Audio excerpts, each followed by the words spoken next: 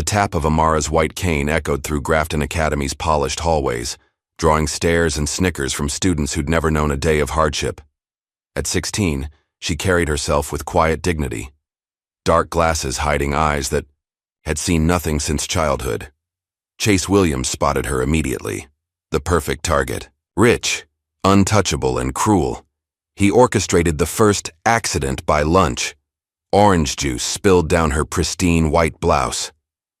Oops, he smirked, waiting for tears that never came. What puzzled him was her stillness, the almost imperceptible tilt of her head, the way she seemed to sense movements no blind person should detect. Chase didn't know that each night, Amara trained blindfolded at a local dojo, breaking boards and taking down opponents with terrifying precision. He couldn't see the black belt hidden in her closet, or understand the years of discipline that had forged her into something powerful. Chase and his friends had declared war on the wrong girl, and they were about to learn just how clearly Amara could see. Just before we get back to it, I'd love to know where you're watching from today. And if you're enjoying these stories, make sure you're subscribed, because tomorrow's special episode is one you definitely don't want to miss. The morning. Sun cast long shadows across the pristine grounds of Grafton Academy as Amara James took her first steps onto campus. With each tap of her white cane against the cobblestone path, she mapped the unfamiliar territory in her mind. Dark glasses shielded her unseeing eyes from the world, but they couldn't shield her from the whispers that followed. That's her. The new transfer, someone muttered as Amara passed by a group of students lounging on the lawn. Diversity admission, another voice replied with unmistakable disdain. Amara's face remained impassive, her posture straight and dignified despite the weight of 20 pairs of eyes tracking her movement. At 16, she had perfected the art of appearing unbothered. The administrative office smelled of lemon polish and old books. Amara stood patiently as Mrs. Harrison, the secretary, fumbled through paperwork. I'm not entirely sure how to... Well, with your condition, Mrs. Harrison's voice trailed off. I can find my way if you provide verbal directions, Amara said, her voice clear and measured. I've memorized the campus layout from the tactile map my father helped me with. Oh, that's impressive. The surprise in Mrs. Harrison's voice was all too familiar to Amara. 20 minutes later, she was seated in her first class, Language Arts with Ms. Elridge. Class, we have a new student joining us today, Ms. Elridge announced without enthusiasm. Amara James has transferred from Washington High. Please make her feel welcome. Amara nodded politely in the direction of the teacher's voice. As she settled into her desk, she felt a gentle tap on her shoulder. I'm Yasmin, whispered a warm voice with the slightest accent. If you need help with anything, just ask. Before Amara could respond, a sharp male voice cut through the air from across the classroom. Teacher's pet making friends with the charity case? The voice belonged to Chase Williams. Even without seeing him, Amara could picture the smirk that accompanied those words. The confident, entitled tone told her everything she needed to know. Ms. Elridge cleared her throat. Chase, that's enough. But her admonishment lacked conviction. Amara noted the hesitation, the subtle protection extended to Chase rather than to her. It wasn't new. Teachers at elite schools rarely challenged the children of their most generous donors. As class ended, Amara organized her specially marked folders with practiced efficiency. The next voice that approached her was different, softer, with an unusual cadence. Your organizational system is fascinating. Color-coded tabs with textured markers, highly efficient. The boy didn't introduce himself. I'm Sammy, Yasmin explained, now standing beside them. He's a coding genius, not great with social niceties. Unnecessary preamble wastes time, Sammy replied matter-of-factly. Amara smiled for the first time that day. I appreciate efficiency. The cafeteria was a cacophony of sounds, smells, and voices. Amara navigated the space carefully, her cane sweeping in practiced arcs before her. She had just received her tray when a hand touched her elbow. Need some help finding a seat? The voice was smooth, calculated. Chase Williams. Every instinct in Amara's body tensed, but her face remained neutral. I can manage, thank you. Insist, Chase said, taking her tray. It's the gentlemanly thing to do. What happened next unfolded in slow motion. The deliberate tilt of the tray, the splash of cold orange juice down the front of Amara's white blouse, the sudden hush that fell over the nearby tables. "Oops," Chase said, his voice dripping with false concern. "Clumsy me." Laughter erupted around them, not from everyone, but from enough students to form a chorus of cruelty. Amara stood perfectly still, juice dripping down her clothes. With deliberate calm, she reached into her bag and pulled out a packet of tissues. She began to dab at the stain, her movements methodical. "Aren't you going to cry about it?" asked a new voice, one of Chase's friends. "Why would I?" Amara replied evenly. "It's just juice." Her response seemed to confuse them. The laughter died down, replaced by uncertain murmurs. "I'm Logan," the second boy said, extending his hand before realizing his mistake and awkwardly pulling it back. "Chase's friend. Sorry about your shirt." "No, you're not," Amara replied without anger, just stating a fact. She turned and walked away, her cane tapping a steady rhythm against the floor. Behind her, Chase whispered to his friends, "Something's off about her." She didn't even flinch. "Maybe she's used to worse," suggested the third boy in their group. "Brent, or maybe," Chase said with growing irritation, "she thinks she's better than us." As Amara walked away, her mind traveled back 7 years, to the day everything changed. She had been 9 years old, sitting in a doctor's office with her parents, listening to words that would redefine her life. Rare genetic condition, progressive, vision loss, irreversible. Her mother had cried. Her father, a military man who had never shown weakness, had gone silent in a way that scared her more than any shouting could have. 3 months later, as darkness closed in around her world, her father took her to a small dojo on the edge of town. "Amara," he had said, his voice gruff with emotion, "you're going to learn to see without your eyes." Sensei Park had been intimidating at first, a strict Korean-American man with a voice like stone and hands like iron. He had no special program for blind students. No gentle introduction. "You will train twice as hard," he had told her. "You will fall twice as often, and you will rise twice as strong." The first year had been brutal. Bruises, frustration, and tears marked every session. But slowly, like water shaping stone, Amara began to change. Her hearing sharpened, her sense of spatial awareness expanded, her balance became uncanny.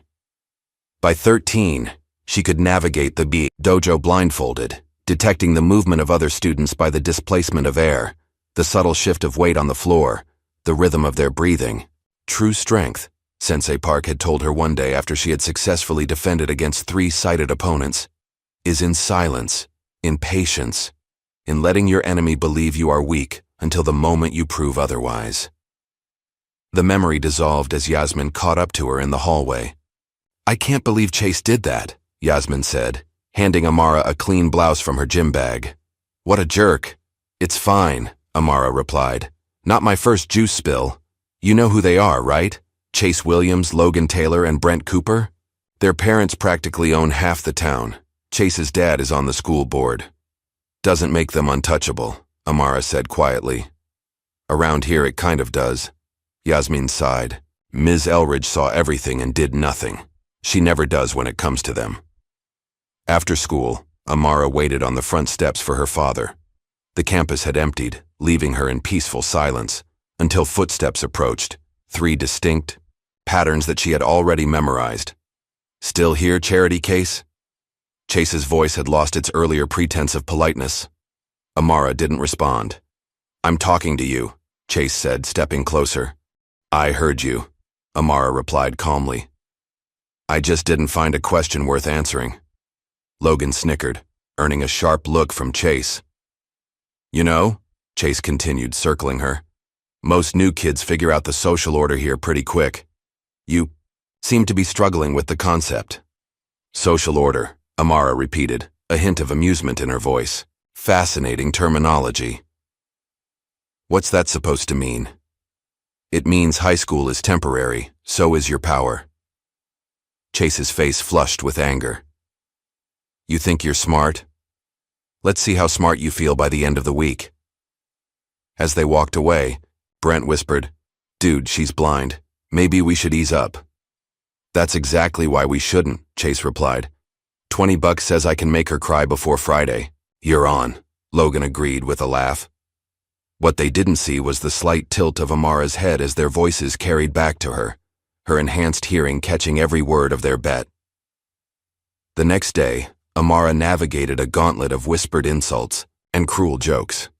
Someone moved chairs into her path between classes. In the cafeteria, a group of girls loudly discussed how some people use disabilities for attention. Through it all, Amara maintained her composure, her face a mask of serenity that only fueled Chase's growing obsession with breaking her. And as she walked to her final class, she heard a subtle movement, something small landing on the floor in her path. Several students gasped, "A rubber snake." Amara stepped over it without hesitation, without even breaking her stride. Then she did something unexpected. She turned slightly toward where Chase stood watching, her face angled directly at him as if she could see the smirk on his face. For just a moment, Chase felt a chill run through him. "Did she just—" Logan began. "No way," Chase cut him off. "Lucky guess." But the seed of doubt had been planted.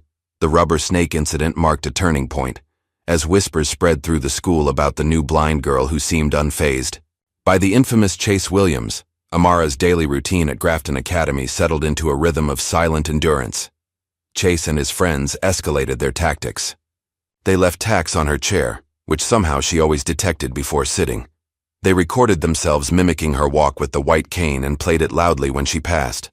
They created a fake social media account with her name and filled it with pathetic pleas for friendship.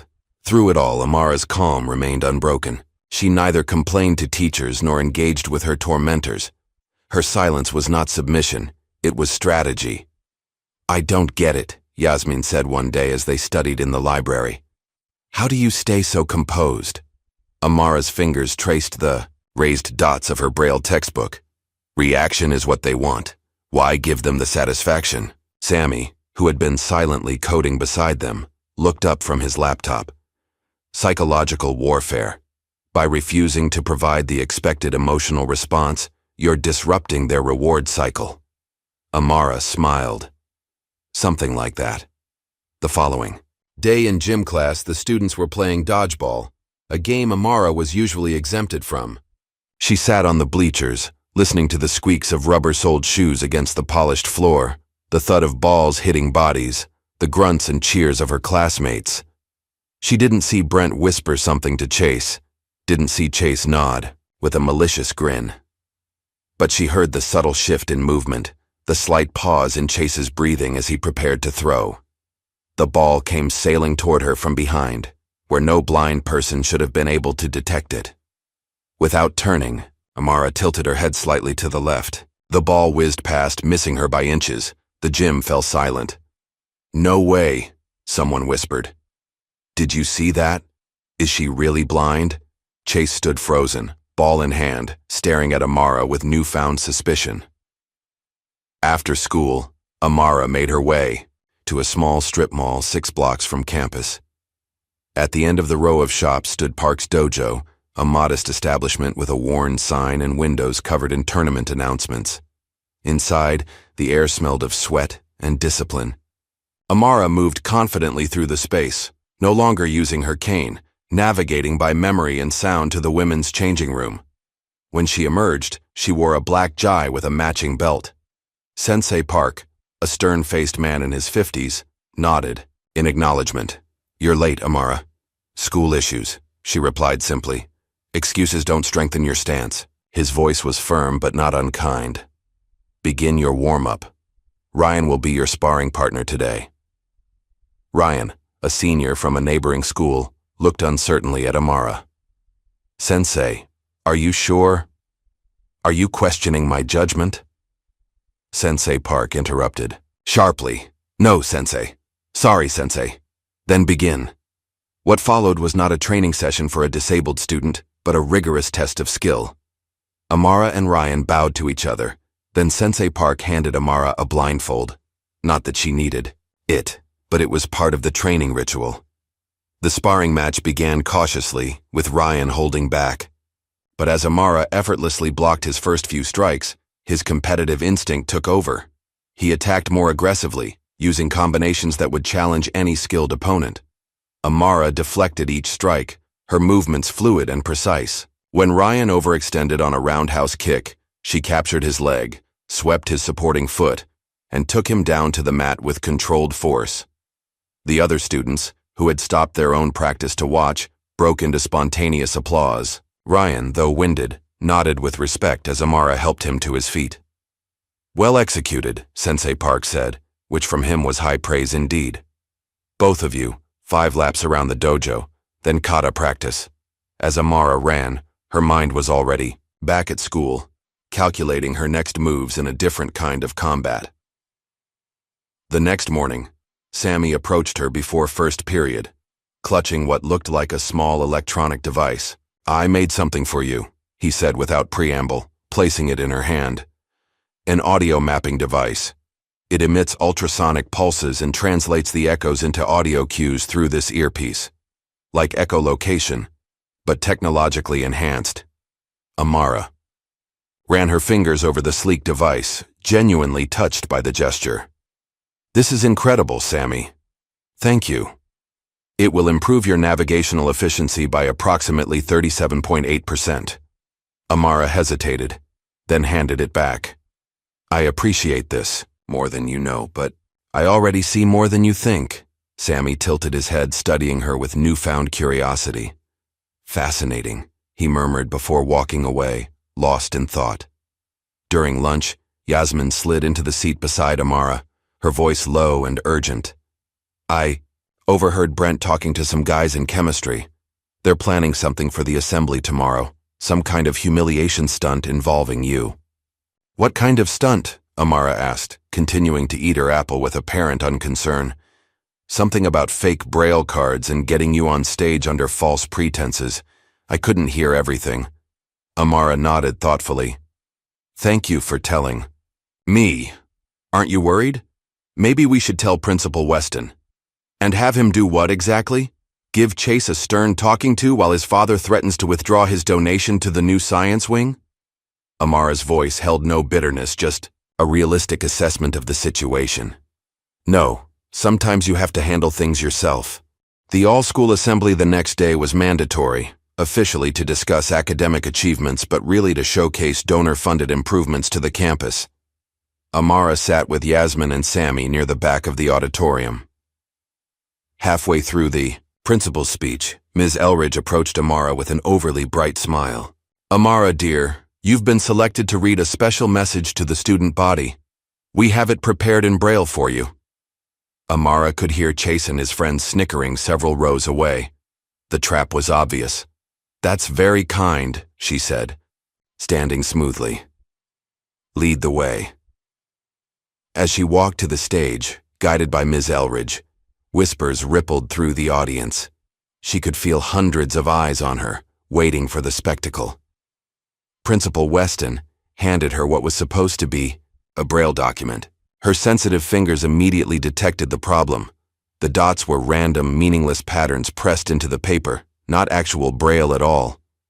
"Whenever you're ready, Ms. James," the principal said, stepping back. Amara stood at the podium, her face serene. She set the fake Braille cards aside and straightened her shoulders. "I'd like to share something I wrote yesterday," she began, her voice clear and confident. "It's called Seeing." The auditorium fell silent as Amara began to recite from memory. "They think darkness is my prison, that I live in a world without color or form. They pity the girl who cannot see the sun, not knowing I feel its warmth on my skin. They think blindness means blindness to truth, that I cannot perceive their whispered cruelties. But I hear the smirk in their voices, the hollow echo of their laughter. I see more than they know. The fear behind their mockery, the weakness in their need to diminish others, the blindness in their seeing eyes. True vision comes from within. And in the darkness, I have found my light." As the last words hung in the air, the auditorium remained completely silent. Then, from somewhere in the back, a single person began to clap. Others joined, the applause spreading like ripples in a pond until most of the student body was on their feet.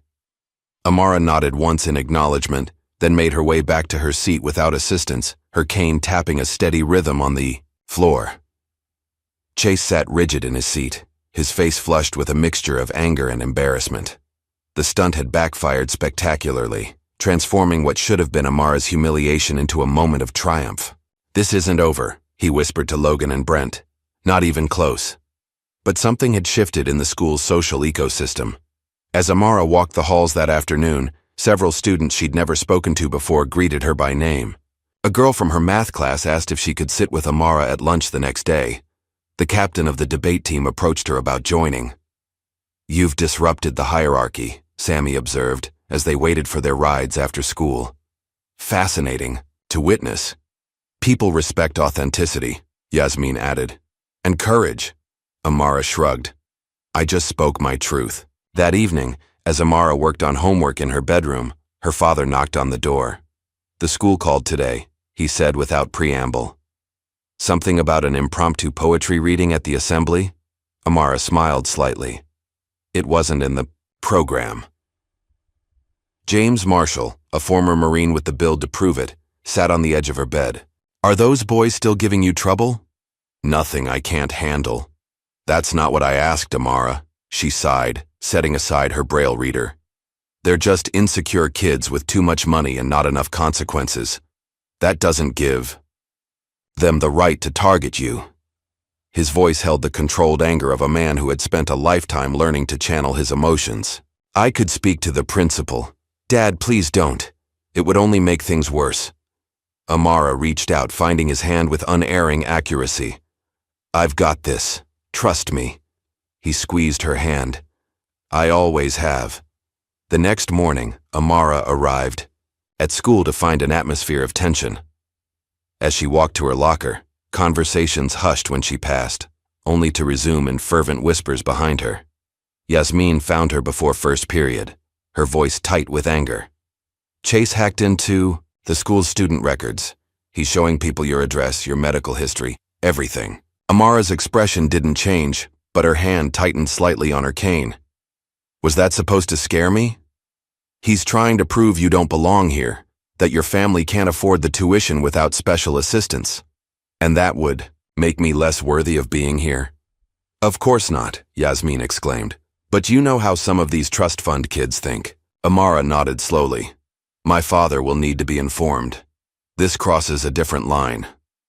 That afternoon, James Marshall arrived at Grafton Academy in his Marine Corps veteran cap and a perfectly pressed shirt. His imposing figure drew stares. As he strode through the halls to the principal's office, the meeting lasted 45 minutes. No one knew exactly what was said, but Principal Weston's secretary reported that Mr. Marshall's voice never rose above a conversational level, which somehow made it all the more intimidating. When he emerged, he found Amara waiting outside. "Everything okay, Dad?" she asked. "It will be," he replied simply. Then more quietly, "The truth will do the work, Amara. Remember what Sensei taught you. Let them underestimate you. It's their mistake to make." That night, as darkness fell, Chase and Brent sat in Chase's expensive sports car across the street from the modest two-story home where Amara lived with her father. "This is stupid," Brent muttered. "What are we even doing here?" "Reconnaissance," Chase replied, never taking his eyes off the house. "I want to know what her deal is. No one makes a fool of me and gets away with it. Your dad already said the school can't do anything about her records being leaked. Can we just—" Chase held up a hand, silencing him. "Look." In the backyard of the house, illuminated by security lights, Amara had emerged wearing workout clothes. Without her cane or glasses, she moved with startling confidence across the lawn. Reaching a large oak tree, she began to climb, effortlessly finding handholds in the darkness, scaling the massive trunk with the grace of someone who could see perfectly well. "What the hell?" Brent whispered. Chase leaned forward, his eyes narrowing. "I knew something was off about her. She's faking it. Faking being blind, that's crazy, man. Is it? Did you see how she dodged that ball in gym? How she always knows when we're coming? How she climbed that tree like she could see every branch?" Chase started the car engine. "Tomorrow, we find out the truth. As they drove away, neither noticed. Amara perched in the tree, her head tilted slightly in their direction, listening to the sound of their car long after it had disappeared from sight. The chemistry lab buzzed with activity as students paired off for the day's experiment. Amara worked with Yasmin, her fingers expertly identifying the equipment by touch and shape. Add 15 milliliters of the sodium hydroxide solution, Yasmin read from the instructions. Amara carefully measured the liquid, her movements precise and confident. Across the room, Chase watched her with narrowed eyes. "Today's the day we prove she's faking," he whispered to Brent, who looked increasingly uncomfortable with their escalating vendetta. "I don't know, man. What if she's just good at being blind?" Chase scoffed. "Nobody's that good. Blind people can't dodge balls. They can't see or climb trees in the dark." Their whispered conversation was interrupted by Mr. Parker, the science teacher. "Less talking, more titrating, gentlemen." As the class progressed, Brent positioned himself near the supply cabinet, waiting until Mr. Parker stepped out to help, a student in the hallway. With a quick glance to ensure no one was watching, he bumped into a shelf, sending a beaker of clear liquid tipping toward Amara and Yasmin's workstation. The chemical spill happened quickly. The beaker tipped, the liquid splashed outward in an arc toward the girls. Amara's head tilted slightly at the sound of sloshing liquid.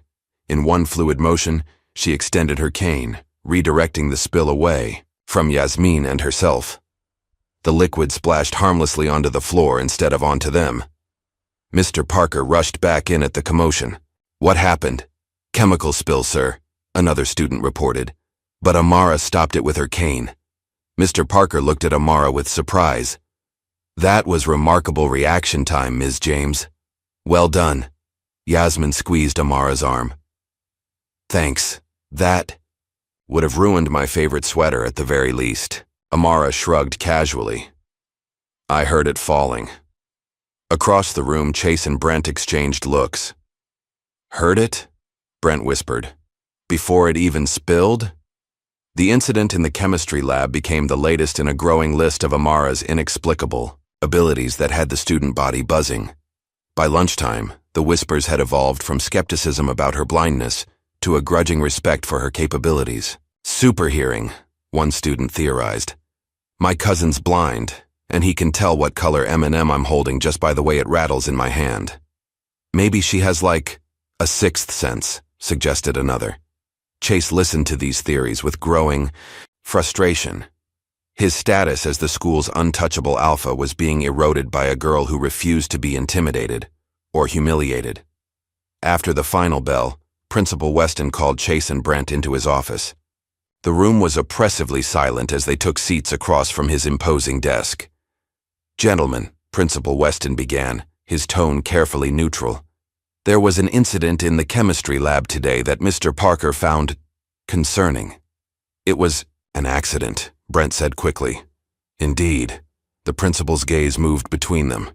"Just like the assembly incident was an accident? And the rubber snake? And the leaked student records?" Chase maintained his practiced look of innocence. "I'm not sure what you're implying, sir." "I'm not implying anything, Mr. Williams. I'm stating facts." Principal Weston leaned forward. "Ms. James has been at Grafton Academy for less than 2 weeks, and in that time, she has experienced an unusual number of accidents." "Maybe she's just clumsy," Chase suggested with a smirk. "Or maybe," the principal countered, "certain students are having difficulty adjusting to a classmate who's different from what they're accustomed to." Chase's father sat on the school board. His family's name was on the recently renovated library. These facts hung unspoken in the air between them. "Consider this a warning," Principal Weston said finally. "The next incident will have consequences. Understood?" "Yes, sir," both boys replied, though Chase's eyes held defiance. In the hallway, outside, Brent ran a hand through his hair. "That was close." "It was nothing," Chase dismissed. "Empty threats. My father would have his job if he tried anything real." "Maybe we should cool it for a while," Brent suggested. "This is getting out of hand." Chase turned on him. "Getting cold feet? Fine. Logan and I can handle this ourselves." As they rounded the corner, they nearly collided with Sammy, who was hunched over a tablet, apparently absorbed in coding. "Watch. Where you're going, freak," Chase snapped. Sammy didn't respond, his expression unchanged as he continued down the hall. Neither boy noticed the small device attached to the underside of his tablet, recording their every word. Later that afternoon, Yasmin found herself in an unexpected conversation with Mr. Bennett, a substitute PE teacher who had taken over for Coach Wilson that week. "James," Mr. Bennett repeated, glancing at his clipboard. "Amara James. That's the blind student, correct?" "Yes," Yasmin confirmed, wondering where this was going. "I noticed her movement patterns during class. Very controlled, very precise." He hesitated. "Does she have martial arts training by any chance?" Yasmin blinked in surprise. I'm not sure." "Why?" "Just curious," Mr. Bennett replied casually. "I used to compete in tournaments. You develop an eye for certain postures, certain ways of moving. She carries herself like someone with training." Yasmin made a non-committal sound, but her mind was racing, connecting dots that had been scattered before her all along. That evening, Chase, Logan, and Brent gathered in Chase's expansive bedroom, the walls adorned with sports trophies and framed photos of his family with various politicians and celebrities. "We need to settle this once and for all," Chase declared. "The girl is faking and I'm going to prove it." "How?" Logan asked, sprawled on Chase's leather couch. "A test." Chase's smile was cold. Something that would terrify any blind person but wouldn't faze someone who can actually see. "Like what?" Brent asked warily. "A mugging," Chase announced. "Fake, obviously. We wear masks, jump her near the park after she leaves that strip mall she goes to every Tuesday. If she's really blind, she'll be scared, call for help. If she's faking, this is insane," Brent protested. "That's assault." "Only if we actually touch her," Chase argued. "We just surround her, demand her money, see how she reacts." Logan grinned. "I'm in." Brent looked between them, then reluctantly nodded. "Fine, but no touching, and we bail at the first sign of trouble, the saw." Following Tuesday, Amara finished her training session at Park's dojo later than usual. The sky had darkened, and streetlights illuminated her path as she made her way toward the bus stop. Her cane tapped rhythmically against the sidewalk, though she hardly needed it in this familiar territory. As she passed the small park that separated the strip mall from the residential area, she heard it, the subtle shuffle of feet trying to move quietly, the controlled breathing of people attempting to remain undetected. 3 distinct patterns, familiar even through their attempts at disguise. She continued walking, giving no indication that she had noticed anything unusual. When the footsteps quickened behind her, she allowed herself a small, private smile. "Hey!" a voice called out, artificially deepened. "Stop right there!" Amara paused, turning her head slightly. 3 masked figures emerged from the shadows, surrounding her in a loose triangle. Chase, directly in front of her, wore a ski mask and had lowered his voice to a growl. "Give us your wallet and phone, and you won't get hurt." Amara tilted her head as if confused. "I don't have a wallet, just bus fare." "Then give us that," Logan demanded, stepping closer. "I need it to get home," Amara replied calmly. "That's not our problem," Chase said, reaching toward her arm. What happened next occurred so quickly that none of the boys had time to react. As Chase's hand approached Amara's sleeve, she pivoted smoothly, capturing his wrist and using his own momentum to flip him over her hip. He landed hard on his back, the impact knocking the wind from his lungs. Logan rushed forward, only to be met with a precise strike to his solar plexus that left him doubled over, gasping for air. Brent, witnessing his friend's swift defeat, backed, away with his hands raised. "I don't want any trouble," he stammered. "Then you shouldn't have followed me," Amara replied, her voice deadly calm. Logan struggled to his feet, pulling Chase up with him. "This isn't over," Chase wheezed, though the threat sounded hollow coming from someone who could barely stand. "Actually, it is," Amara said. "And Chase, your cologne gives you away. Might want to consider something less distinctive for your next mugging." The boys froze at the mention of Chase's name. "That's right," Amara continued. "I know exactly who you are, all 3 of you, and now you know something about me too." They backed away, then turned and ran, Chase limping slightly from his hard landing. Amara resumed her walk to the bus stop, her composure unshaken. When her phone rang, she answered it with her usual calm. "Hey, Yasmin." "How was training?" Yasmin asked. "Eventful," Amara replied. After a moment's hesitation, she added, "I think it's time I told you something. Can you meet me at my house tomorrow? Before school?" The next morning, Yasmin sat on Amara's bed trying to process what she had just heard. "So you've been training in karate since you were 9? And you're a black belt?" Amara nodded, her dark glasses set aside, revealing eyes that stared sightlessly ahead. "I started after I lost my vision. My dad thought it would help with my confidence and spatial awareness. But why keep it a secret?" "It wasn't a secret." "Exactly, just private," Amara shrugged. "But after last night, that's changed." "Last night? What happened last night?" Amara described the encounter with Chase and his friends. As she spoke, Yasmin's expression shifted from shock to admiration. "So that's why Mr. Bennett asked if you had martial arts training. He noticed your movements in PE." "Probably," Amara agreed. "Trained people can recognize other trained people." "And you really took down all 3 of them?" "I stopped hiding it the moment they crossed the line," Amara said simply. "There's a difference between enduring petty bullying and defending yourself from physical threat." Across town, Chase sat in his room, an ice pack pressed to his bruised shoulder, replaying the previous night's events in his mind. The girl had moved with impossible speed and precision, had known exactly who they were despite their disguises, had defeated them without breaking a sweat. His phone buzzed with a text from Logan. "We need to talk about what happened." Before he could reply, another text came in, this one from a number he didn't recognize. "I know what you did last night, and I have proof." Chase stared at the screen, a chill running through him. He tried to call the number, but it went straight to voicemail. By the time school started, Chase had convinced himself the text was a bluff. No one had witnessed their failed mugging, and surely Amara wouldn't have recorded it somehow.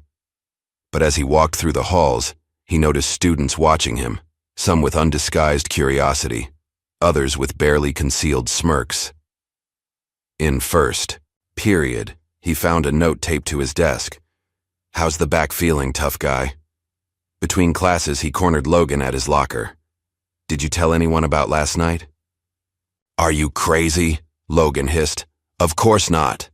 "Then how do people know?" Logan shook his head. "I don't know, man, but I'm done with this. That girl is not someone we should be messing with." Chase refused to accept defeat so easily. During lunch, he stationed himself near the entrance to the cafeteria, watching for Amara. When she entered, tapping her cane before her, he approached with deliberate steps. "We need to talk," he said quietly. "I don't think we have anything to discuss," Amara replied, continuing past him. Chase followed, lowering his voice. "How did you do that? Last night? How did you know it was us?" Amara paused, turning slightly, toward him. "You're asking the wrong questions, Chase." "What's that supposed to mean?" "You're fixated on how I defended myself. You should be asking why I needed to." Before Chase could respond, Sammy appeared beside them, his expression unreadable, as always. "Amara, I need to show you something," he said without greeting. "Yasmin too." In an empty classroom, Sammy placed his tablet on a desk and pressed play. The screen displayed an audio waveform, and the voices of Chase, Logan, and Brent filled the room, planning their fake mugging, admitting to previous pranks, discussing how to avoid consequences. "I've been recording them," Sammy explained. 27 incidents of targeted harassment, 14 explicit admissions of guilt, 8 instances of destroying or tampering with school property. Yasmin stared at him. "How?" "Microtransmitters. I placed them in their usual meeting spots. The library corner, Chase's locker, the bench behind the gym." Sammy shrugged as if this were completely normal behavior. "I calculated a 97.3% probability that they would continue escalating their behavior. The logical response was to gather evidence." Amara's expression softened. "Sammy, that's incredible. It's just pattern recognition, he replied, though a hint of pride colored his voice. They're very predictable. What are you going to do with this? Yasmin asked, gesturing to the tablet. Amara considered for a moment. For now, nothing. They know I can defend myself physically. Let's see if that's enough to end this. But as the day progressed, it became clear that Chase was not prepared to surrender. His humiliation had transformed into obsession. Between classes, Yasmin spotted him watching Amara from a distance, studying her movements with calculating intensity. After school, Chase's silver Audi idled across the street from Park's dojo. He sat alone, watching as students in white GIs filed in for afternoon classes. "What are you doing here?" Amara's voice came from his open passenger window, startling him so badly he hit the horn. "Jesus," Chase gasped, hand over his heart. "How did you—" "Your car has a distinctive engine sound," Amara replied matter-of-factly. "What do you want, Chase?" For once, his usual arrogance deserted him. I was just spying on me? Trying to figure out how the blind girl kicked your ass?" Chase's face flushed with anger and embarrassment. "You're not what you claim to be." "I've never claimed to be anything other than what I am," Amara countered. "You're the one who made assumptions." She turned and walked toward the dojo entrance, leaving Chase staring after her, his hands gripping the steering wheel so tightly his knuckles turned white. Inside, Sensei Park was waiting, his stern expression softening slightly as Amara entered. "You're troubled," he observed. "The situation at school is evolving," Amara admitted. Sensei Park nodded thoughtfully. "The boy in the car outside, one of your tormentors?" "The ringleader," Amara confirmed, "and now he knows your strength." "Yes. Then be prepared," Sensei Park warned. "When the weak discover they cannot defeat you directly, they look for other ways to attack." Later that evening, James Marshall sat in his home office reviewing the audio files Sammy had shared with him at Amara's request. "This is more than enough for a harassment complaint," he told his daughter. "Possibly even criminal charges." "I don't want to escalate this publicly," Amara replied. "Not yet." Her father studied her thoughtfully. "You've shown remarkable restraint." "I learned from the best," she said with a small smile. A notification chimed on her specially configured phone. "Text from Yasmin," the automated voice announced. Amara touched the screen, allowing the voice reader to recite the message. "Chase's lawyer father just left the principal's office. Looks serious. Call me." The morning air held a peculiar tension as Amara arrived at school the following day. Students clustered in tight groups, conversations hushing as she passed. The usual background noise of teenage social life felt muted, expectant. Yasmin intercepted her at the front entrance, pulling her aside with urgent hands. "It's bad," she whispered. "Chase's father came in yesterday with his legal team. They're claiming harassment and defamation." "Against who?" Amara asked, though she already knew the answer. "You. And Sammy, for the recordings. They're saying it's illegal surveillance, invasion of privacy." Yasmin's voice trembled slightly. "Principal Weston is caught in the middle. The Williams family basically owns half the board." Amara absorbed this, her face revealing nothing. "Where's Sammy?" "Computer lab. He's been there since dawn, backing up his evidence to secure servers." Yasmin hesitated. "Amara, they're saying you assaulted Chase and his friends, that you lured them to the park and attacked them unprovoked." A faint smile touched Amara's lips. "Of course they are." Throughout the morning, the atmosphere grew increasingly strained. In language arts, Ms. Elridge watched Amara with unconcealed nervousness, as if expecting her to launch into a martial arts demonstration at any moment. During the break, a school security officer stood conspicuously in the hallway, his eyes tracking Amara's movements. By lunchtime, Yasmin was beside herself with worry. "This is insane. How can they twist everything around like this?" "Money," Amara replied simply. "Power, the usual. But we have evidence. Sammy's recordings, which may be inadmissible if they were obtained illegally," Amara pointed out. Chase's father knows exactly what he's doing. Their conversation was interrupted by the appearance of Brent, hovering awkwardly at their table. The cafeteria quieted, dozens of eyes watching the unexpected interaction. "Can I talk to you?" He asked Amara, his usual swagger replaced by uncharacteristic hesitance. "Of course," Amara replied. Brent slid into the seat across from her, keeping his voice low. "Look, this has gone too far. I didn't sign up for lawyers and false accusations." "Then why are you here?" Yasmin asked skeptically. "Because I'm done being Chase's puppet." Brent ran a hand through his hair. "They found pot in my locker yesterday. I'm suspended from the basketball team pending investigation. And you think Chase planted it?" Amara asked. "I know he did. It's what he does when people don't fall in line." Brent leaned forward. "Logan's been benched too. Failed drug test. Except he doesn't do drugs." "What are you saying?" Yasmin pressed. "I'm saying Chase is scorching the earth. Anyone who might contradict his version of events is being systematically neutralized." Brent looked directly at Amara. "He's obsessed with taking you down, and he doesn't care who gets caught in the crossfire." After Brent left, Yasmin shook, her head in disbelief. "Do you believe him?" "Yes," Amara said. "Fear makes people honest." That afternoon, Amara received a summons to Principal Weston's office. As she navigated the familiar route, she sensed the presence of someone following her. Not Chase or his friends, but someone with a heavier tread. Security, most likely. The principal's office smelled of coffee and anxiety. Amara detected 3 people in the room. Principal Weston, whose nervous finger-tapping she recognized immediately. A woman whose perfume carried notes of expensive sandalwood, and a man who smelled of cologne and authority. "Ms. James," Principal Weston began, "this is Mr. Williams, Chase's father, and Ms. Harrington, the school board's legal counsel." "A pleasure," Amara said neutrally. "Let's dispense with pleasantries." Richard Williams' voice was smooth, practiced, a lawyer's voice. "We're here to discuss a series of troubling incidents." "I'm listening," Amara replied.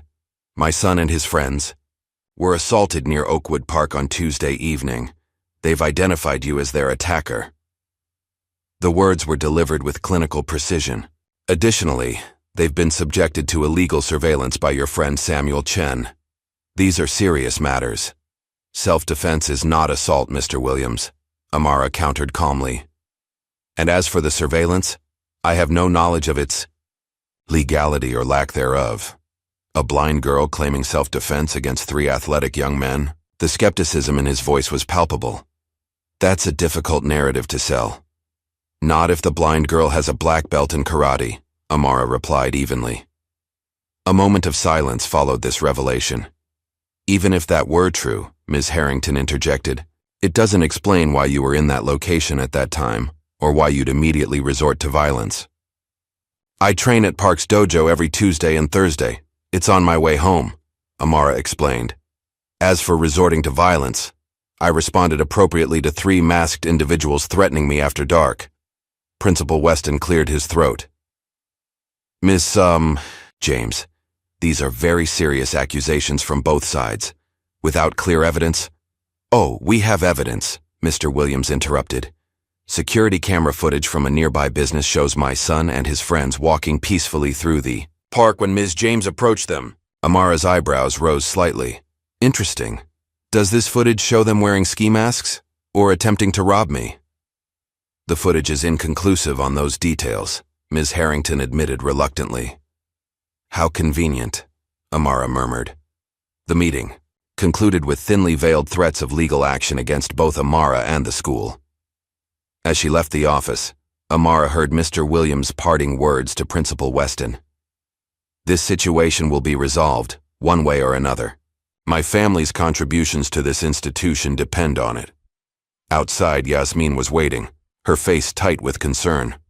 "What happened?" "Exactly what you'd expect," Amara replied. "Intimidation, selective evidence, implied threats." "What are we going to do?" Before Amara could answer, her phone buzzed with a text. The automated voice announced, "Message from Sensei Park, dojo emergency. Come immediately. The scene at Park's dojo was one of devastation. Windows smashed, equipment scattered, walls defaced with spray paint.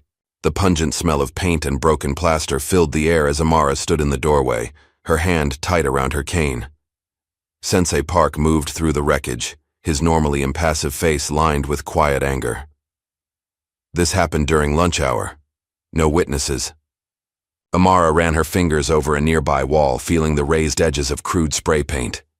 What does it say? Sensei Park hesitated. Nothing worth repeating.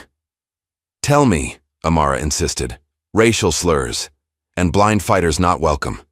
His voice was flat, controlled. Specific enough to know who it's targeting. Amara nodded slowly. I'm sorry this happened to your dojo, Sensei. A dojo is not walls and equipment, he replied. It is spirit, discipline, community. He placed a hand on her shoulder. Nevertheless, I must suspend classes until repairs are made. Insurance investigations, police reports. It will take time. That evening, after her father had gone to bed, Amara slipped out to the backyard. The night air was cool against her skin as she moved to the center of the lawn. Removing her dark glasses, she tied a blindfold over her eyes, a ritual that had become second nature over the years. Beginning slowly, she moved through the katas, her body flowing from one position to the next with fluid precision. As her muscles warmed, she increased her speed, adding complex combinations, her movements a perfect dance in the darkness. This was how she had started, alone, blindfolded, learning to trust her body's awareness over her lost sight. Each punch, each kick, each block was a declaration. I am not diminished. The following morning, Grafton Academy buzzed with news of another scandal. A teacher's aide had discovered Sammy hacking into the school's media system in the early hours. He had been escorted off campus, his laptop confiscated. They're suspending him pending investigation, Yasmin told Amara between classes. Chase is systematically eliminating everyone who stands with you. Amara's face hardened slightly. This ends now. What are you going to do? Something I should have done from the beginning. Amara pulled out her phone. Call Dad. That afternoon, James Marshall arrived at Grafton Academy for the second time. That week, this time he wasn't alone. With him was a woman in her early 30s dressed in a crisp suit, her natural hair styled in a professional updo. Who's that? Yasmin whispered as they watched from the library window. Sarah Jenkins, Amara replied. Civil rights attorney, specializes in discrimination cases, and my godmother. Principal Weston's face was ashen as he emerged from his office an hour later, James Marshall and Attorney Jenkins following with expressions of grim satisfaction. That evening, Amara sat in her bedroom with her father, the weight of recent events hanging between them. You could have come to me sooner, he said quietly. I wanted to handle it myself, Amara replied. Some battles you shouldn't have to fight alone. He sighed heavily. When your mother died, Dad, don't. No, you need to hear this. His voice was gentle but firm.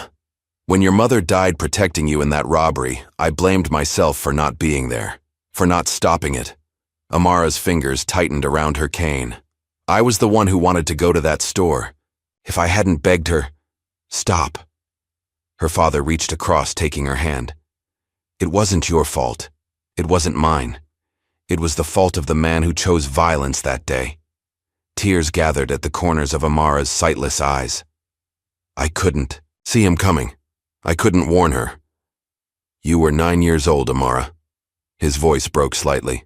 And even then, you tried to push her out of the way. The police told me that you moved toward the danger, not away from it.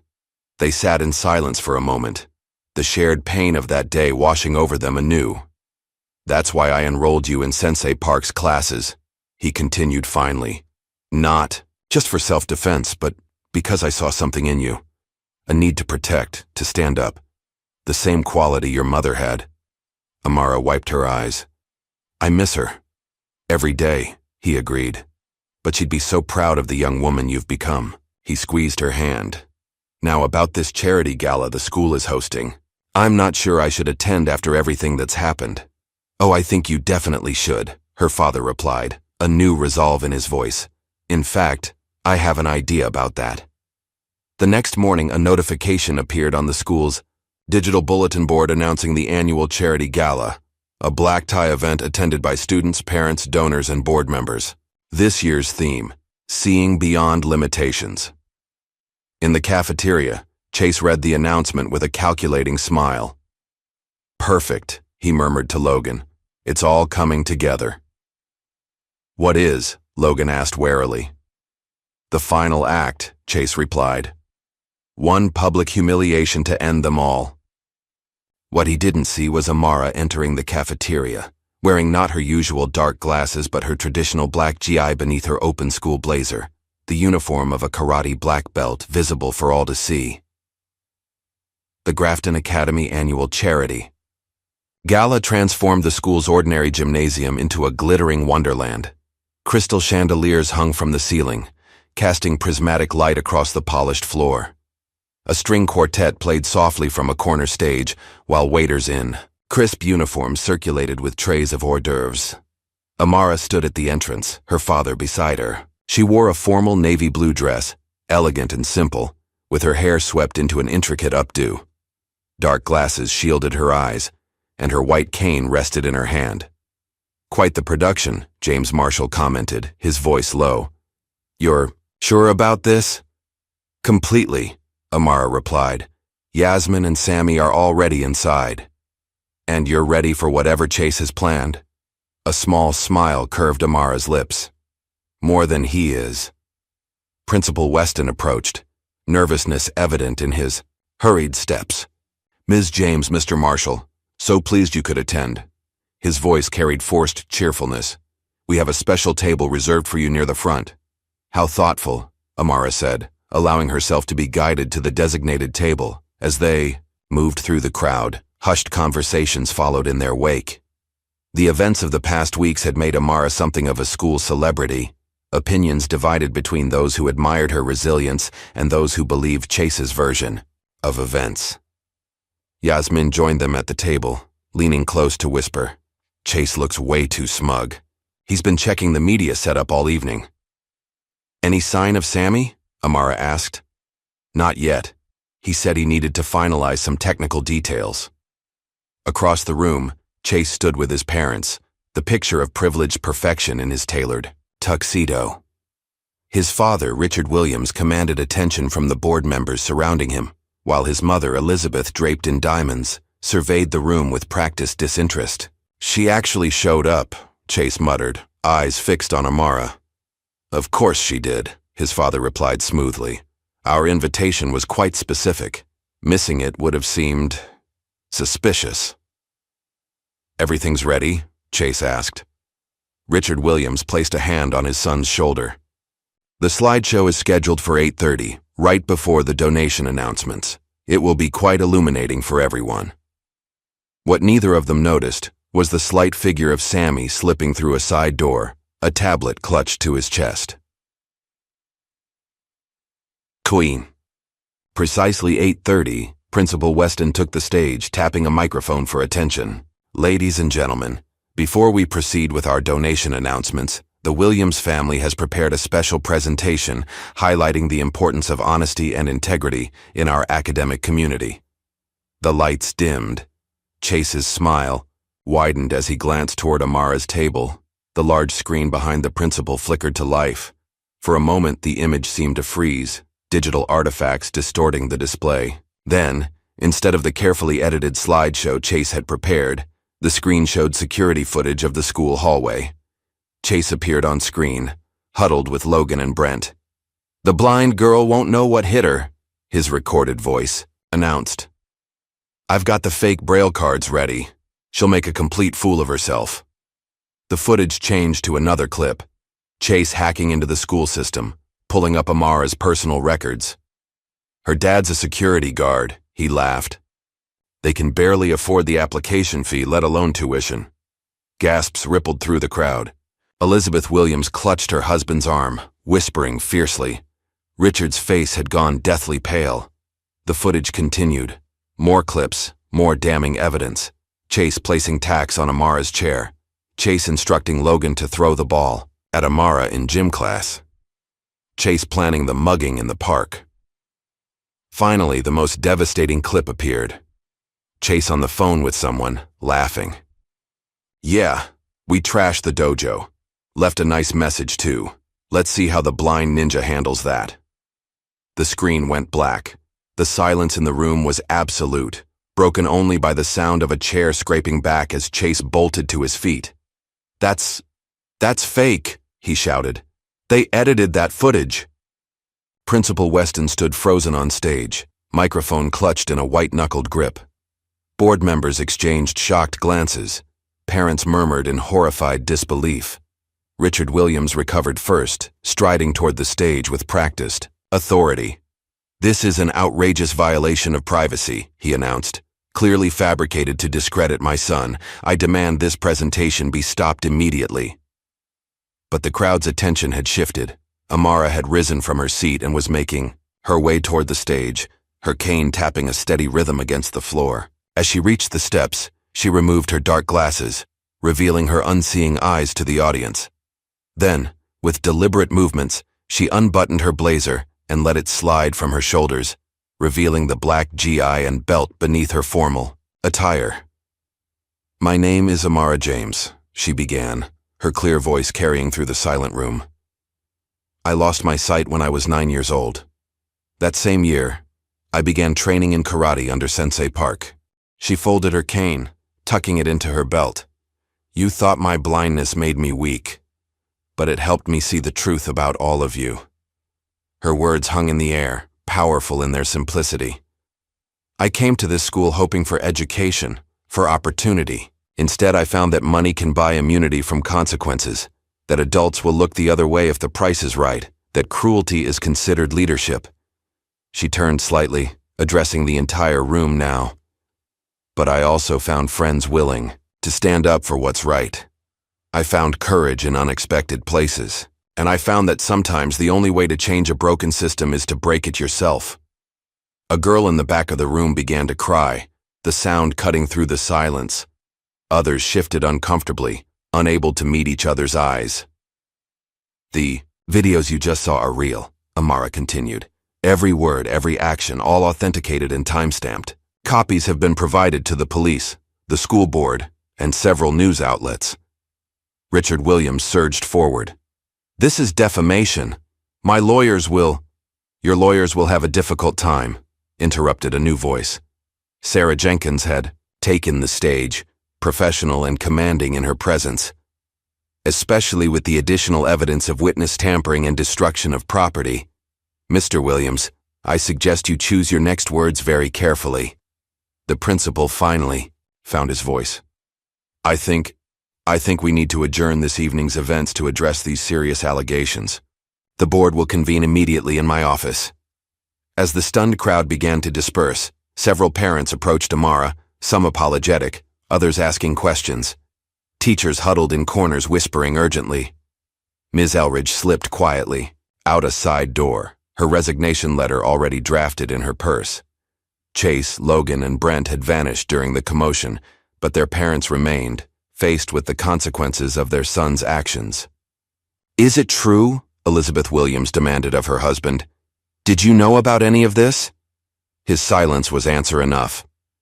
Outside, in the school parking lot, Chase kicked the tire of his luxury car, face contorted with rage. "This isn't over," he seethed. "She wants war, she'll get it." Logan leaned against the car, his usual bravado deflated. "Dude, it's over. We're done."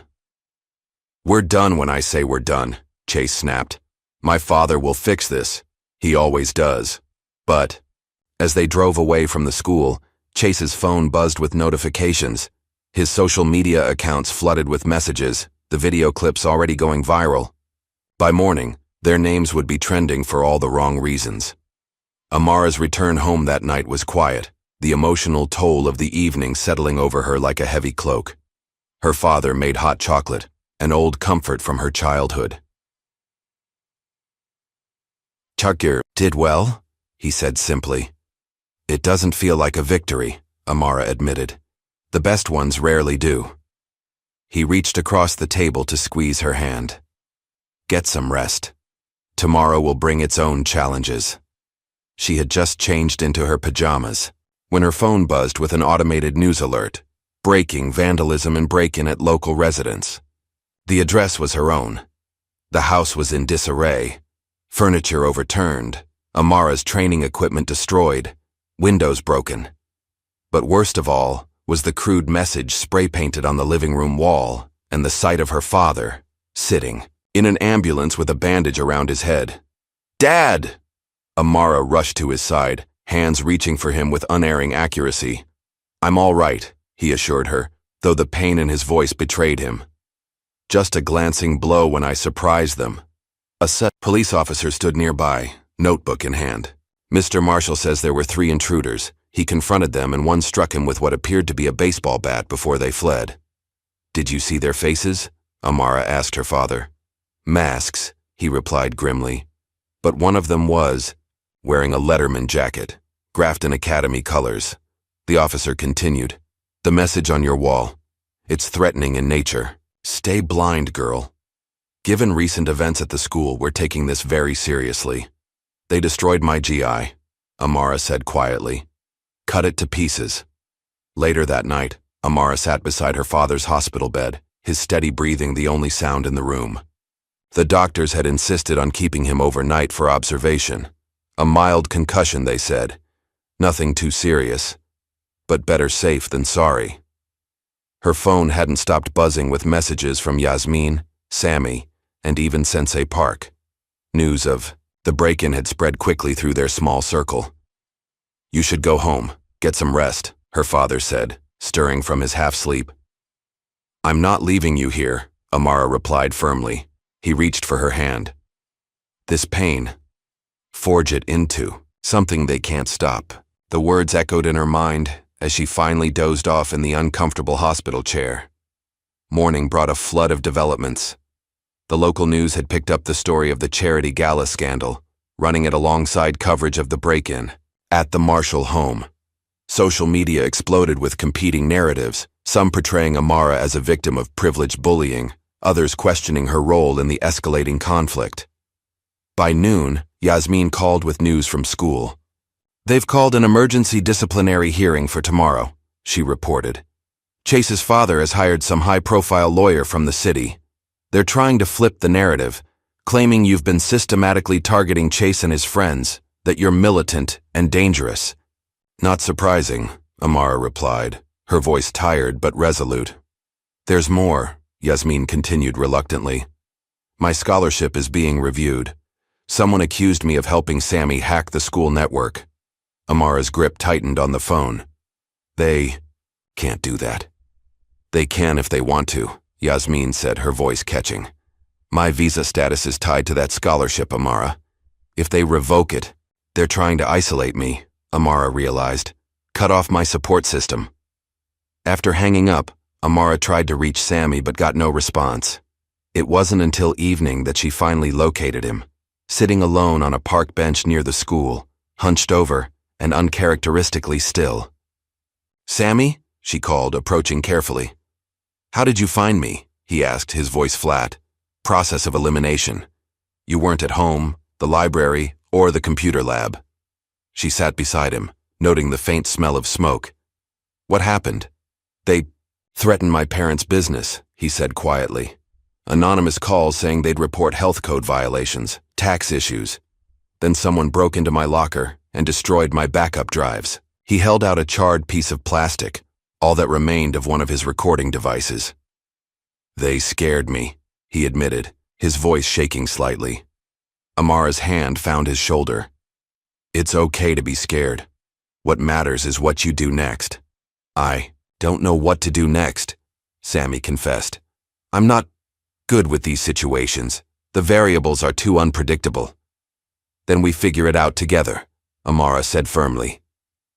The following morning, the disciplinary hearing convened in the school's conference room. Principal Weston presided, flanked by 3 board members. Chase sat with his parents and their attorney, a sharp-featured man in an expensive suit who radiated confident disdain. Amara was accompanied by her father, still sporting a bandage, and Sarah Jenkins, whose calm professionalism provided a stark contrast to the Williams' aggressive legal posture. This hearing has been called to address the serious allegations raised at the charity gala. Principal Weston began, his voice strained.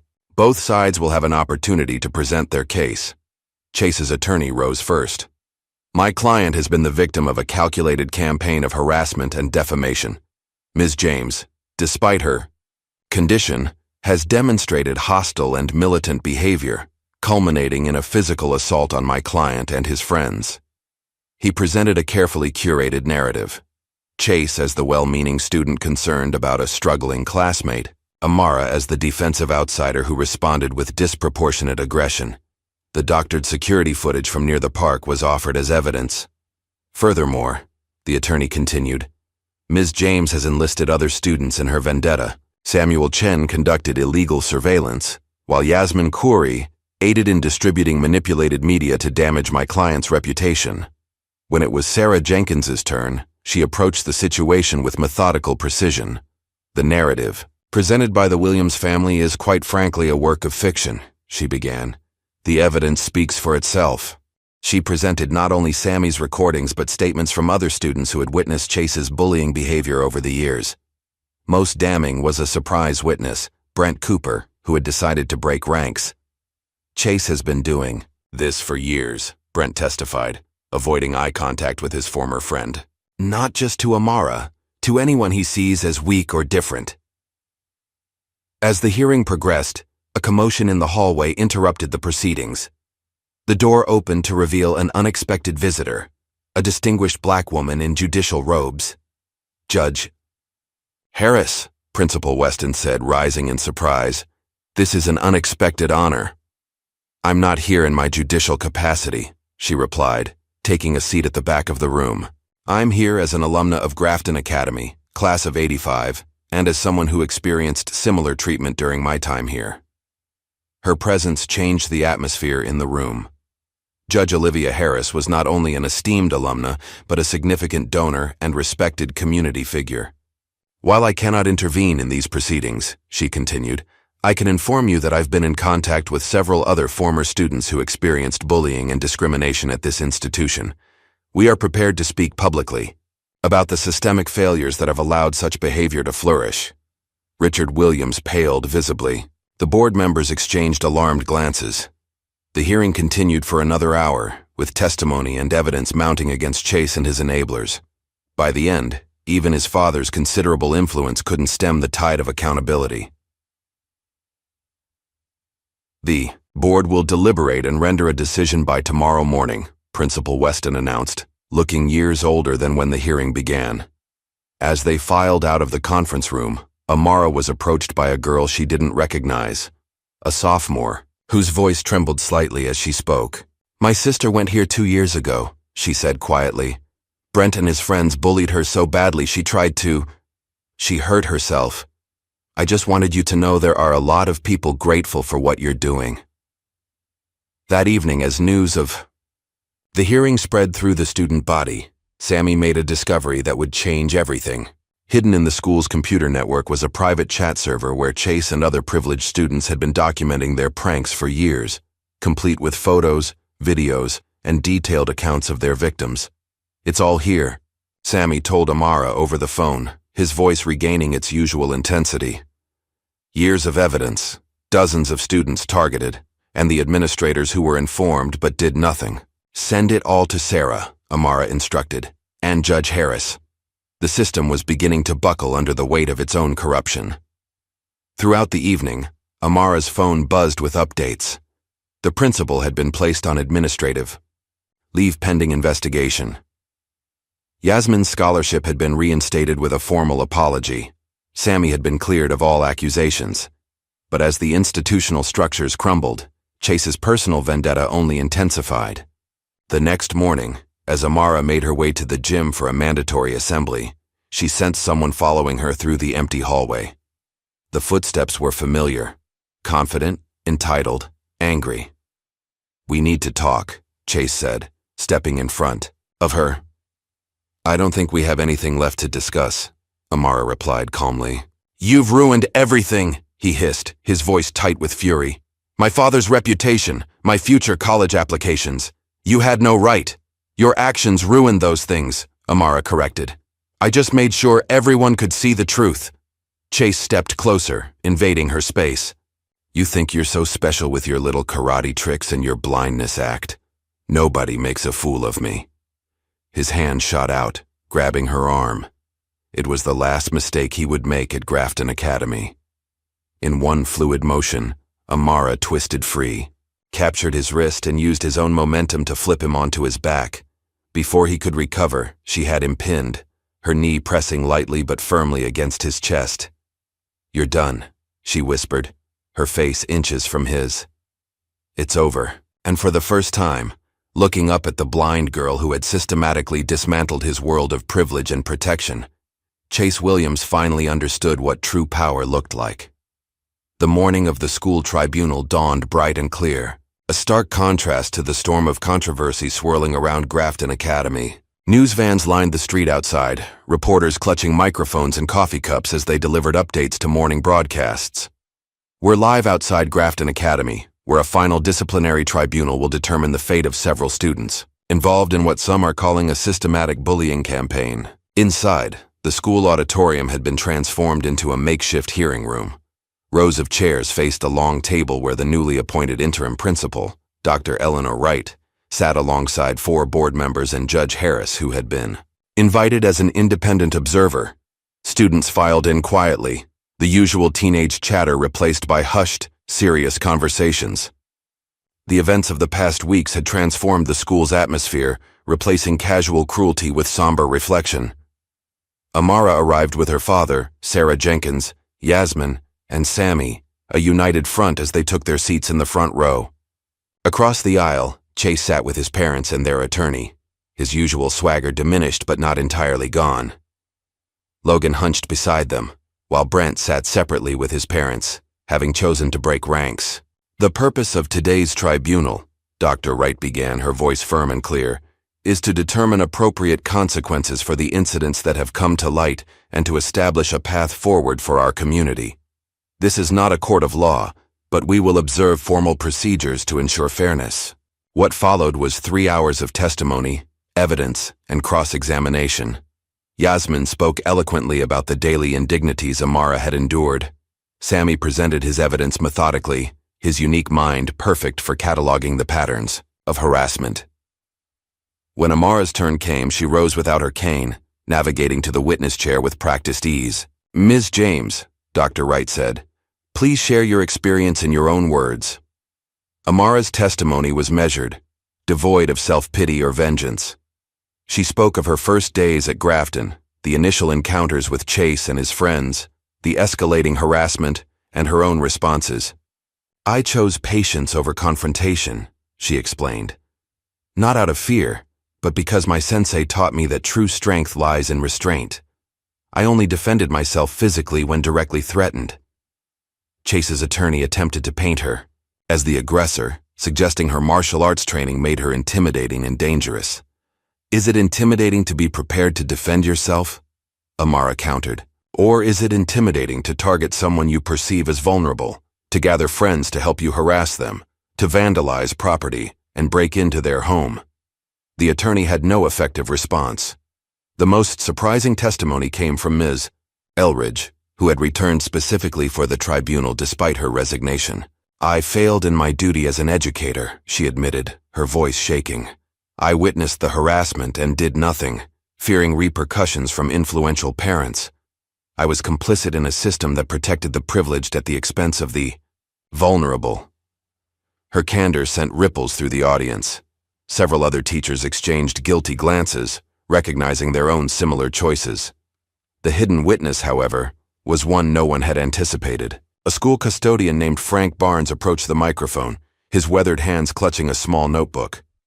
I've worked at Grafton for 22 years, he began, and I've kept records of everything I've seen. Dates, times, incidents, the tacks on chairs, the vandalized lockers, the slurs written on bathroom walls that I was told to clean up quietly. He placed the notebook on the table. There's 15 years of documented bullying in there, and the names of every administrator who told me to keep quiet about it. By early afternoon, the tribunal reached its decision. Dr. Wright stood to deliver the verdict, her expression grave but determined. After careful consideration of all testimony and evidence, this tribunal finds that Chase Williams, Logan Taylor, and to a lesser extent, Brent Cooper, engaged in a persistent campaign of harassment targeting multiple students, most recently. Amara James, she paused, surveying the room. The consequences are as follows. Chase Williams and Logan Taylor are expelled from Grafton Academy, effective immediately. Their transcripts will reflect this disciplinary action. Richard Williams surged to his feet. This is outrageous. You can't. Mr. Williams, Dr. Wright cut him off. Your son's actions, and your own attempts to cover them up, have been thoroughly documented. If you wish to contest this decision, you're welcome to do so through proper legal channels. But be advised that the evidence will become public record. He sank back into his seat, face flushed with anger and embarrassment. Brent Cooper, Dr. Wright continued, in light of your cooperation and apparent remorse, you are suspended for the remainder of the semester. Upon return, you will be required to complete community service and participate in anti-bullying initiatives. She turned to address broader issues. Furthermore, Principal Weston has submitted his resignation, which the board has accepted. The school's disciplinary policies will undergo immediate review and revision. As the proceedings concluded, reporters swarmed outside, seeking comments from those involved. Richard Williams pushed through the crowd with his wife and son, ignoring questions as they hurried to their car. Amara, by contrast, agreed to a single interview with a journalist from the local public radio station. Do you consider yourself a hero? The reporter asked. No, Amara replied thoughtfully. I'm not a hero. I just refuse to stay silent. What would you say to other students facing similar situations? That they're not alone, even when it feels that way. That their worth isn't determined by how others treat them. And that sometimes standing up doesn't mean fighting back, it means standing firm. In the days that followed, the ripple effects of the tribunal spread through the community. Richard Williams resigned from the school board amid rumors of impending criminal charges for obstruction and witness tampering. Several parents withdrew their children from Grafton, unwilling to face the new era of accountability. But there were positive changes too. Work began to rebuild Sensei Park's dojo. Funded by community donations and volunteer labor, students from Grafton arrived on weekends to help clean up graffiti, replace windows, and repair equipment. One sunny Saturday, as Amara helped organize the dojo's equipment, Sensei Park approached her. When you are ready, he said, there is a place for you here, as an assistant instructor. Amara's face brightened with surprise. But I'm still a student myself. The best teachers never stop being students, he replied. You have something valuable to share, something beyond technique. The following Monday, Yasmin burst into the cafeteria, waving an envelope and practically glowing with excitement. I got it, she exclaimed, sliding into the seat beside Amara. Full scholarship to the medical prep program at Westlake Academy. Yasmin, that's amazing. Amara hugged her friend. You earned it. Actually, I didn't just earn it, Yasmin admitted. Judge Harris arranged it. She called it an investment in the future. Amara smiled. She's very good at recognizing potential. She mentioned you too, Yasmin added. Said there's a special scholarship committee meeting next week to discuss extraordinary circumstances. I think good things are coming your way. Later that afternoon, Sammy found them in the library, his usual reserved demeanor giving way to cautious excitement. My audio mapping device, he began without preamble. The one I designed for you. A nonprofit for blind veterans wants to develop it. They're offering a grant and mentorship. Sammy, that's incredible, Amara beamed. They said it could help people transition after losing their sight, he continued, his words coming faster than usual. I never considered the wider applications. It's gratifying. You deserve this, Amara told him. Your mind is a gift. As the semester progressed, the media attention around Grafton gradually subsided. The story made way for newer scandals. though occasional updates appeared about legal proceedings against the Williams family or policy changes at the school. One such update featured footage of Chase entering a juvenile detention facility, his face stunned and pale as he faced consequences perhaps for the first time in his life. Watching the news clip, Amara felt no satisfaction, only a quiet hope that he might learn something from the experience. In the privacy of her bedroom that evening, Amara stood before her mirror, a ritual she had maintained since losing her sight. She removed her dark glasses, then tied a blindfold over her eyes, a symbolic gesture connecting her to her first days of training.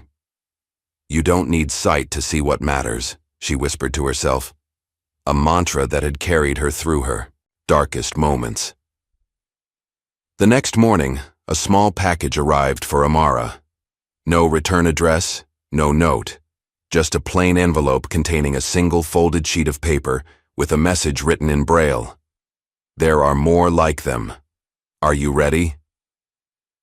Spring bloomed across the campus of Grafton Academy, bringing with it the promise of renewal. The past months had transformed the school in ways both visible and invisible. New leadership, new policies, and a new awareness that had taken root in the student body. As graduation approached, Dr. Wright extended an unexpected invitation to Amara. Would she deliver a speech at the ceremony? Though not a senior herself, her story had become intertwined with a pivotal moment in the school's history. "I'm not sure what I would say," Amara admitted when discussing it with her father. "The truth," he suggested simply.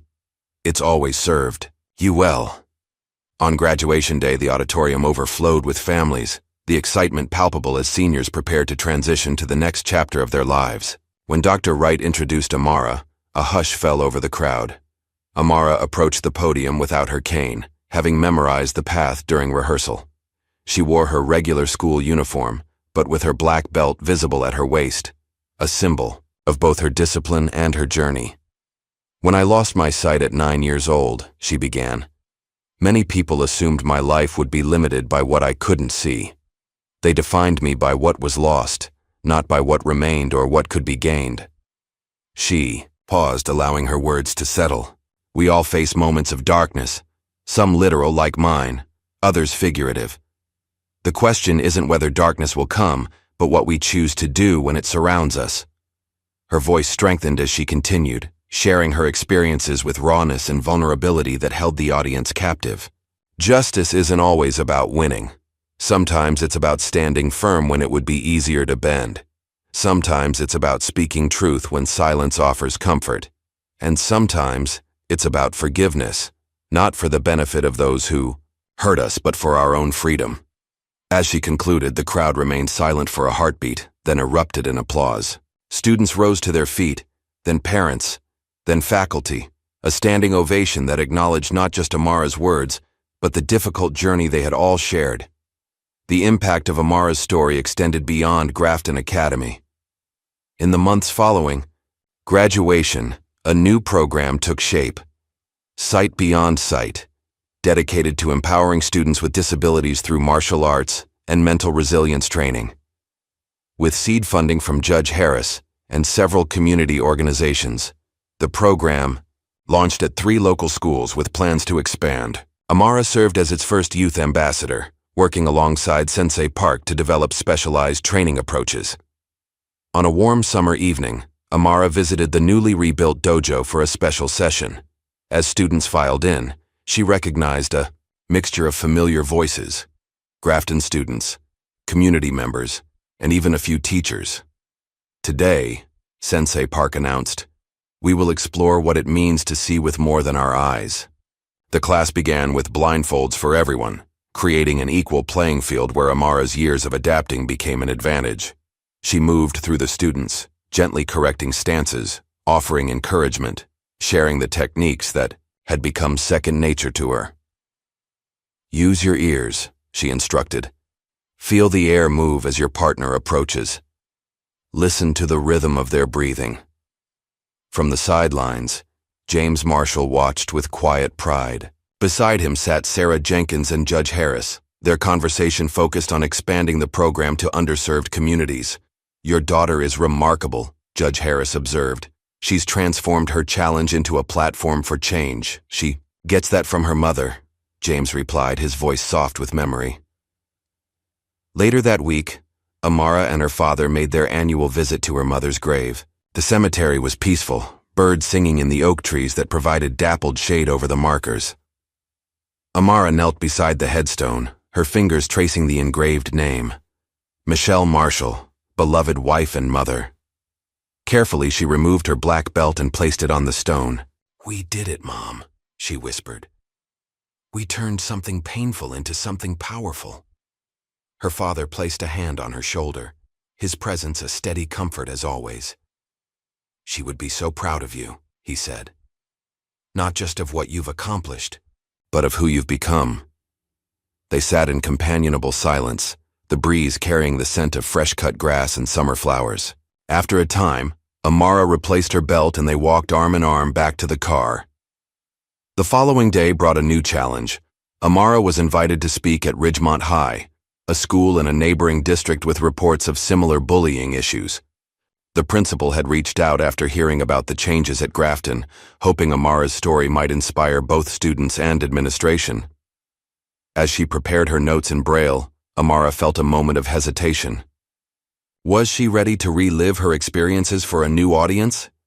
To potentially face resistance or skepticism? The invitation letter sat on her desk, a tangible reminder of how far the ripples of her actions had spread. After a moment's consideration, she folded it decisively and placed it in her bag. "Time to go," she said to herself. That afternoon, as Amara delivered her presentation to a gymnasium full of Ridgemont students, a small figure lingered at the back of the room. Emma Collins, a freshman who had been born blind, listened intently, as Amara described her journey from victim to advocate. When the formal presentation ended, and students clustered around Amara with questions, Emma stayed in her seat, gathering her courage. Finally, as the crowd thinned, she approached, her cane tapping a path forward. "Excuse me," she said hesitantly. "My name is Emma. I'm blind too, and I've been having some problems here." Amara turned toward the voice, recognizing the familiar hesitation, the carefully neutral tone that masked deeper pain. "Hi, Emma," she replied warmly. "Would you like to tell me about it?" As Emma shared her experiences, Amara recognized the patterns all too well. The isolation, the well-intentioned exclusion, the lowered expectations. But she also heard something familiar in Emma's voice, the same quiet determination that had carried Amara through her own darkest days. "Have you ever thought about learning to defend yourself?" Amara asked when Emma finished. "I wouldn't know where to start," Emma admitted. Amara smiled. "That's exactly what I said when my dad first took me to the dojo." The next day, a new student joined the beginners class at Park's dojo. Emma stood nervously at the edge of the mat, listening to the sounds of practice around her. Amara approached, now in her role as assistant instructor. "Ready?" Emma nodded, uncertainly. "I'm scared I'll look stupid." "Everyone looks stupid at first," Amara assured her. "That's how you know you're learning." As they began the first basic forms, Amara felt a sense of completion, a circle closing as she passed on what had been given to her. The skills, yes, but more importantly, the confidence that came from discovering strength within perceived weakness. Weeks passed, and the new school year approached. Grafton Academy had transformed in subtle but significant ways. The halls still buzzed with teenage energy, but there was a new undercurrent of awareness, of accountability. On the first day back, Amara walked through the main entrance, her cane tapping a familiar rhythm against the floor. Students greeted her by name, some with respect, others with the casual friendliness of peers. As she navigated toward her locker, she sensed a presence beside her. Emma, who had recently transferred to Grafton with the help of a special scholarship, established in the wake of the previous year's events. "Nervous?" Amara asked. "Terrified," Emma admitted. "But ready." Amara nodded in understanding. "That's all any of us can be." Together they walked down the hallway, two blind girls with straight backs and lifted chins, their canes tapping in synchronized rhythm against the floor. Behind them, other students made way, not out of pity or discomfort, but with the natural respect afforded to those who had proven their strength. In her office, Dr. Wright watched through the window, a small smile playing at her lips. Change came slowly to institutions like Grafton, but it came nonetheless. One brave stand, one policy revision, one mind changed at a time. Amara's inner voice, so carefully cultivated through years of training and challenge, resonated with quiet certainty as she began this new chapter. You don't need eyes to see injustice. You just need the courage to stand against it. And in that moment, walking beside a girl who might have been herself a year earlier, Amara knew that courage, like knowledge, gained its true value when shared with others who needed it most. What would you fight for if the world tried to make you invisible? If Amara's journey moved you, tap that like button and subscribe for more stories that challenge what we think we see.